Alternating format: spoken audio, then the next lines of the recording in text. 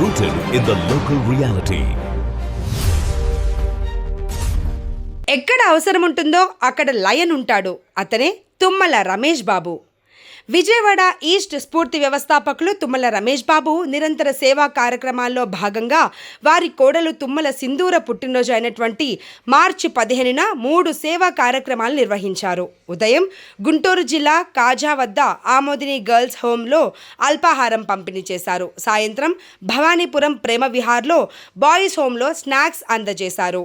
రాత్రి గాంధీనగర్లోని ఎస్కేసివి చిల్డ్రన్స్ ట్రస్టులోని అనాథ పిల్లలకు డిన్నర్ ఏర్పాటు చేశారు. ఈ కార్యక్రమాల్లో ఆహారం అందుకున్న పిల్లలు ఎంతో సంతోషించారు. తుమ్మల సింధూరకు జన్మదిన శుభాకాంక్షలు తెలియజేశారు.